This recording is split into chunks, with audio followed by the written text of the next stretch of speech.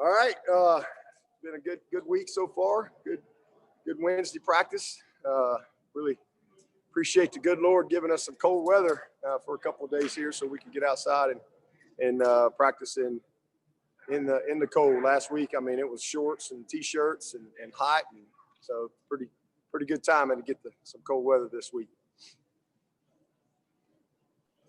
Hey, Coach, it's Trevor Gross from CUTigers.com. I asked you yesterday about the orange britches. We now know that both you and Notre Dame will have the 12th off. Are you glad to have that uncertainty removed? Now your guys know what they have in front of them? Oh, yeah, absolutely. I mean, I think we all want to, have as much certainty as we can within our schedule. So, this is what was planned for us, though. I mean, we already were planning for this to be our last regular season game, and we didn't have a game scheduled for next week, and obviously all know what happened there. But I really thought we would be playing next week, but I was as surprised as anyone last night when we came out practice field that they kind of made the change. But hey, we're going into game 10, and we're wish we had 11, but thankful that we got an opportunity to play 10, and proud of our guys for how they competed all year. And you work all year to get to a point like this, and where you truly can have a chance to. Well, we don't really have a division. I mean, we got half the league, so call it whatever you want this year. But we got a chance to punch a ticket to Charlotte. But you got to go do it. You're 4 quarters away from that, and 4 tough quarters away from that. But excited about the challenge. Hey, Dabo, it's Josh from the Post-Courier. I know you said last week that you were hopeful that Justin Foster would be able to play this year. Is he still moving in that right direction to potentially see the field this year? And anything changed in the last week? Well, the only thing is, I mean, he's still moving in that direction, and but as far as whether or not he'll play, I don't know. Again, just same answer, really. Hopefully, but no guarantees on that. But he is moving in a good direction. Hey, Coach, this is Chris Hall with Clemson SI. Obviously, you've been a part of some memorable trips to Blacksburg. Some probably you wish you could forget, but some better nights as well. Kind of what sticks out to you memory-wise as far as going to Blacksburg to play? It's a great environment. Obviously, it'll be a little different this time around, but it's one of the great environments in college football. The fans do an awesome job there, and we've had some good moments for sure, and a couple bad ones as well. But just a great environment to play college football. And always a tough team and a tough out. So, again, I don't think there'll be anybody there, or very, very few people there. But, we're going to try to find a way to – we're thankful to be able to play football and try to find a way to win the game. Hey, Coach, it's Trevor again. Do you think that there's a good chance that Rook will play this week? And also, what is the status of Zanders and Ladson and also Blake Vinson? Haven't asked you about him in a while. Who was the first one? Rook. Oh, Rook. First one was Rook, right? Rook. Yeah, Rook's going to be back this week. He probably saw him dressed out last week, and so he's really progressed well for us. Zanders is still out right now, but improving, and he's be ready to go for whenever postseason comes for us. I can't remember who else you asked about. Ladson and Ladson right now still what we'd say is day to day, and got us still out, but getting better. And what about Blake Vinson, Coach? What's his status? He's available. Okay. Hey, Dabo, this is Anna with Clemson 24/7. I think Trey Williams has been unavailable for the past games. Do you have an update on him? Yeah, he had to have shoulder surgery, and so he's definitely out for the year. Same shoulder that he hurt in high school, but he's doing great. He's really done a nice job attacking his rehab, and really thankful that he got a chance to get a little bit of experience this year. That'll really serve him well. But great young prospect. I mean, really excited about his future and his ability. But we got to get him fully healed up and healthy. But he's doing well. Hey, Coach, Lawton Swan with Clemson Sports Talk. Just thinking about some of these guys that get to go back and play in their home state of Virginia and what that means to players when they get that opportunity. Oh, I'm sure it's special to them. I mean, that's kind of, just another little thing to add to it for some of those guys. I think that's something everybody looks forward to, when you have a chance to, play in your home state or against a school from the state or whatever it may be. I know that's always been the case for me growing up in Alabama. I never thought I'd come to Clemson and play Auburn and Alabama as much as we have, if ever. But we've had a lot of opportunity, obviously, in those type games. So, it's fun for those guys, and I know they'll be excited to go play. Dabo, this is Larry Williams. I think Simpson, of course, played as kind of an edge guy last week. And then Murphy, I think, played inside. And then Brzee, I guess, is versatile. Are those three of the more versatile guys, defensive guys, you think that you've had? Kind of maybe is that exceptional in your mind? Yeah, especially at this age, they're young. Isaiah was freaky like that, but obviously, he was a little further in his career. But that was a package, something that we put in as a kind of a third down package. But, playing Pitt last week, I mean, they're going to get off the bus throwing the football, so they really weren't going to run the ball very much. They were going to throw it all over the place. So we actually started the game in that package. I think it was Trenton and X, and I can't remember who was inside, but we 98s. It's just kind of a rabbit package, if you will, just getting some pass rush on the field. Especially when you play some of these quarterbacks that can run around a little bit. So Trenton is one of the best things he does is rush the passer, and one of the positives coming out of Mike Jones being out is it kind of ramped up his development. So he played a lot of linebacker, which is his position, but he also rushed the passer in some pass situations and did a really good job for us. And again, we just kind of moved. We took a D tackle out, just kind of passing situation, moved Miles inside. I think Masker played in there as well, and then kind of rolled between the tackles. Dabo, this is Matt. I know you said you were surprised by the ACC not giving you guys a game next week. Just what was it that surprised you about that, and were you involved at all, or did you have any kind of knowledge throughout the process of what was going on? No, I wasn't involved at all.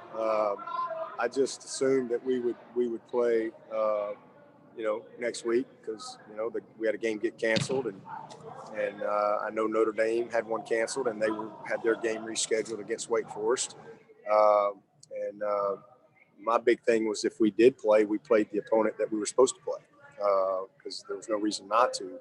So, I mean, I was hoping we'd play, but, we're not playing the game, and ACC, whatever. I wasn't a part of any of those decisions, but that's the decision they made. We just focus on what we can control and keep playing. But, we had 11 scheduled. Wish we could have got 11. Lord willing, we're going to get 10. And I'd say that's a huge accomplishment. Coming into this year, there was a lot of people didn't think we'd play all summer or August or whatever. And now here we are going into game 10, and our guys have done a really, really awesome job all year.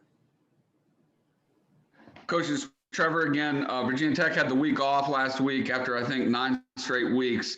When you play a team like that, do you have to, I guess, expect the unexpected? A team that's got nothing to lose and just had a week off to prepare.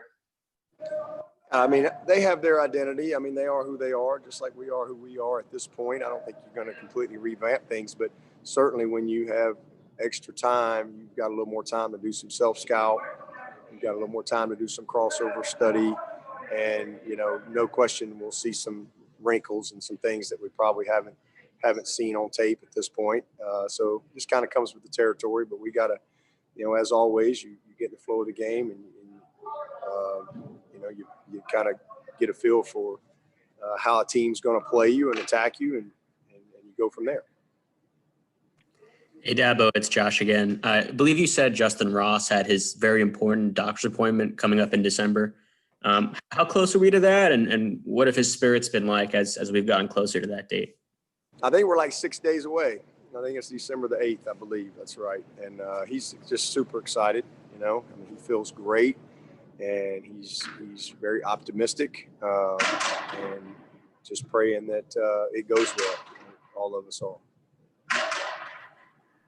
Dabo, it's Pete at AP. I know you don't want to get ahead of yourselves, but obviously if you win and get in, it's 2 weeks until the championship game.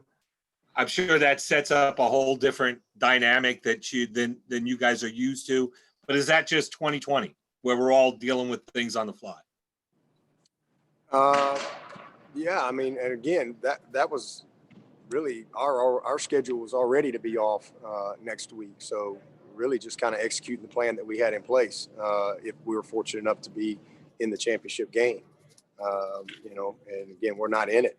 We got to earn our way, and if we can find a way to win this week, then we'll have the opportunity to. We've never had an open date before a championship game, but it's just an open date, and you treat it as such. You got a little more time. It would be the same for Notre Dame. Obviously, they're already in, no matter what happens this weekend. They've earned that. We have not. So we're just trying to stay focused on what we're trying to do, and that's play our best 4 quarters and earn our way to Charlotte. That's not where we are, but if that happens, we'll have a good plan in place, and kind of what we were planning for. Dabo, this is Anna again. I know ball skills for cornerbacks have always been important, but just with the throw and catch emphasis in offenses these days in college football, is it kind of fair to say that when you guys are evaluating cornerbacks, ball skills have gotten even more important? Yeah, absolutely. It's something that we try to do a good job of. There's a lot of 7-on-7 tape that you can watch to evaluate those type of things with defensive guys, because sometimes you can watch a lot of defensive tape, and guys that we're recruiting, a lot of times they don't get a lot of action. They don't get a lot of balls thrown at them. So, but also sometimes they'll play guys on both sides of the ball. Andrew Booth's a perfect example. He played everything, both sides of the ball. And so you can get a good feel for their ball skills. But you got to sometimes dig at it. Larry, again, continuing on the ball skills topic, Amari, where does he rank among the receivers of the past in his ability to adjust to the ball and his footwork? And then, he's made some really remarkable catches this year, including the one over near y'all's sideline last Saturday. Yeah, he's elite. He's an elite player, and he'll be drafted, fairly high, and he's going to go and have a great career. He's worked, incredibly hard from the first time I met him. He was a running back most of his career, and then he came to camp, I guess going into maybe it was his junior year, and he was transitioning to wideout. The first time I saw him, I was like, wow.